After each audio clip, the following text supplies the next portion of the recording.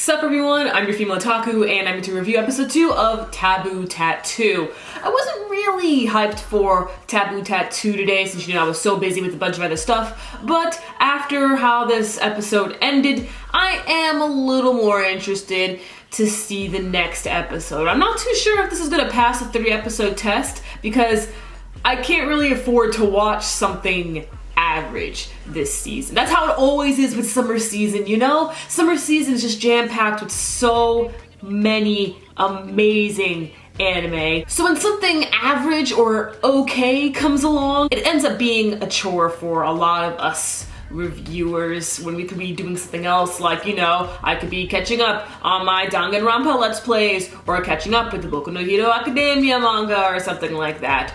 But, I don't know, it honestly depends how good next week's episode is. If it's still on that average side, then I'll just have to drop it. Not because it's bad, because I don't think it's bad, it's just, it's average, and I could be doing something else instead of watching Taboo Tattoo and making reviews for it. Of course, a lot of people are gonna be watching Taboo Tattoo just because of the animation alone, but I'm not that kind of person who just watches an anime because of the animation. For example, I dropped God Eater, didn't I? But anyway, with this episode of Taboo Tattoo, can we talk about Izzy's full name? Bluesy Floozy? Oh my gosh.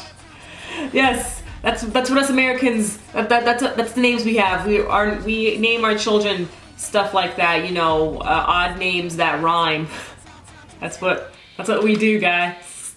Welcome to America.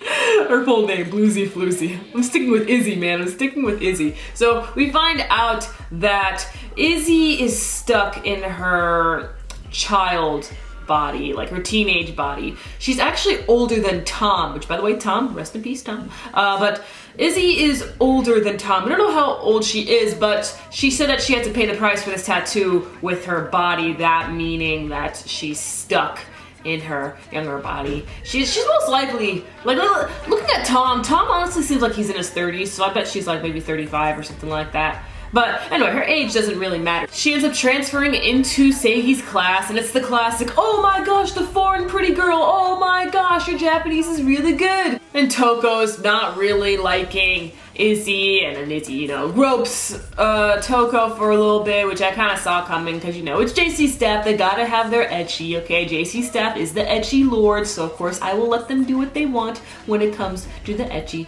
I don't really mind.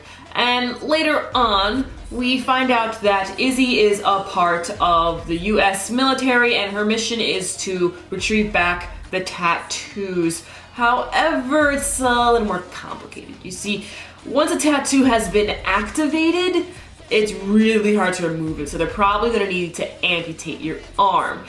Otherwise, it's pretty simple to remove it if you haven't found your trigger, and Izzy lied to Seigi about his trigger being blood.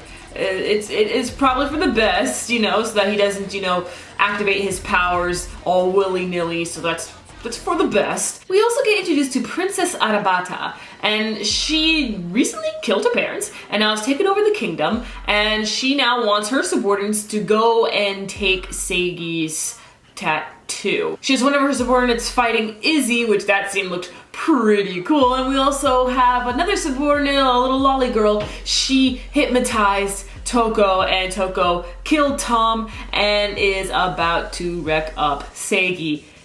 And she used an umbrella. You see, I never trusted umbrellas ever since Another. If there's an umbrella in an anime, I always think of Another. I can't help myself. Okay, I'm scarred because of Another, because of that umbrella scene.